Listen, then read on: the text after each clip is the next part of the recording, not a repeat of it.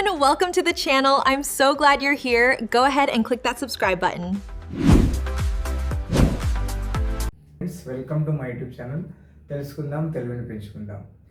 మీరు తమిళలో చూసినటువంటి ఈ సంఘటన ఒడిస్సా రాష్ట్రంలోని కేంజార్ జిల్లా దియనాలి అనే గ్రామంలో జరిగింది. ఈ గ్రామంలో జీతు ముండా మరియు కల్రా ముండా అనే ఇద్దరు అక్క తమ్ముళ్ళు నివసిస్తుండేవారు.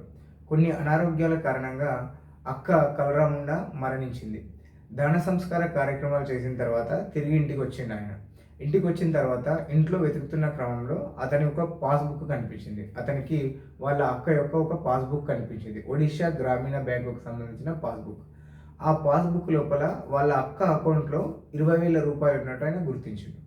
వెంటనే బ్యాంకుకి వెళ్ళి వాళ్ళ అక్క అకౌంట్లో ఉన్నటువంటి 20,000 విత్డ్రా చేసి ఇవ్వమని బ్యాంక్ సిబ్బందిని రిక్వెస్ట్ చేసిండు.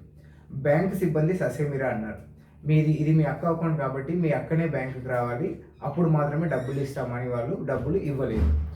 అప్పుడు అతని విధంగా చెప్పాడు, మా అక్క లేదు, చనిపోయింది కాబట్టి ఆ డబ్బులు నాకే ఇవ్వండి, మాకెవరు లేరు, మా అక్కకు నేను అక్క నాకుంది, అక్క చనిపోయింది కాబట్టి రూల్ ప్రకారం ఆ డబ్బులు నాకే రావాలని వాళ్ళతో వాగ్వివాదం చేసిండు. వాళ్ళు ససేమిరా అన్నారు. మీ అక్క చచ్చిపోతే మీ అక్క శవాన్ని తీసుకురా అన్నారు, మరి ఆమెని తీసుకురా అన్నారో తెలియదు ఇక్కడ ఏం జరిగింది అనేది. అతన్ని శ్మశానానికి వెళ్ళి ఆ సమాధిని తవ్వి తన అక్క శవాన్ని తీసుకొని సరాసరి బ్యాంకు వచ్చాడు. ఈ కథనం న్యూస్ ఛానల్ లోపల మొత్తం జాతీయ మీడియా దృష్టిని ఆకర్షించింది.